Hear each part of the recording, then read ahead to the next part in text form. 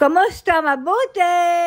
For today's video. For today's video ay inabot na ng gabi bago pa magpalipat si Lola sa bomb shelter. Hapon pa nga lamang ay niyayaya ko na si Lola at sabi ko ililipat ko na siya sa bomb shelter para kung sakali na mag-siren ay hindi kami nagmamadali. At dahil si Lola ay pasaway ay muntik na nga kaming abutan ng siren o alarm na hudyat na may paparating na pagsabog. Sa mga nakalipas nga na araw na yan ay tuwing gabi at madaling araw sila umaatake at nagpapasabog. Kaya naman pagdating ng umaga ay nagpapalipat si Lola sa kanyang kwarto dahil hindi siya komportable sa bomb shelter o mamad. Kaya pagdating ng umaga at hapon ay todo hakot ako ng mga gamit ni Lola. Sa gabi ay sa bomb shelter at sa umaga naman ay sa kanyang kwarto. Tulad ng kanyang mga unan at kumot at ayan nga't daladala ko din ang tray na lagayan ng kanyang mga pagkain at inumin. At isinunod ko na nga din kuhanin ng kanyang lagayan ng biskwit at ang kanyang mga cellphone. At pati ang kanyang mga gamot na kailangang inumin ay dinadala ko din sa bomb shelter. At bago nga ako matapos ay nakakailang balik pa ako sa kwarto ni Lola. Hindi ko pa nga tapos asikasuhin yan si Lola nang biglang nag-alarm o hudyat na may paparating na pagsabog dito sa aming lugar. Kaya naman ayan sinilo siya at napatayo na din at daladala pa nga ang kanyang walker.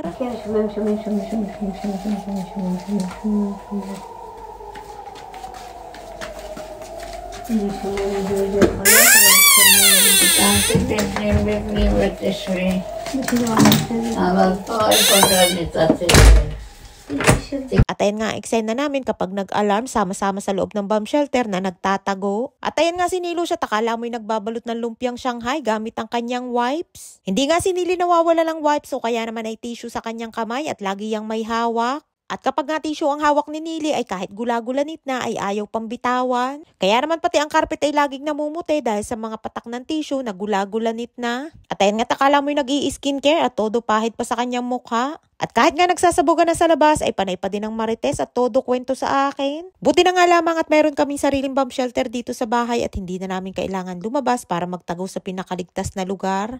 Dahil yung mga walang bomb shelter sa loob ng bahay ay pumupunta pa sila sa kaibabaan ng building kung saan nandun ang pampublikong bomb shelter. At doon ay sama-sama ang lahat ng nakatira sa buong building. At kapag wala ng oras para bumaba, lalo na sa tulad namin na may alagang matanda, ay ang isa pang ligtas na pwedeng pwestuhan ay sa may hagdanan. Pero sa panahon ngayon na mas delikado ay kapag wala ng oras at hindi na kayang isama ang alaga sa bomb shelter ay kailangan ng unahin ang iyong sarili. At yung ibang mga matatanda na hindi na kayang bumaba, lalo na yung mga bedridden ay naiiwan na lamang sa loob ng bahay. Pero kailangan pa ding ipaalam sa pamilya ng alaga at sa agency kapag ganun ang sitwasyon ng isang caregiver.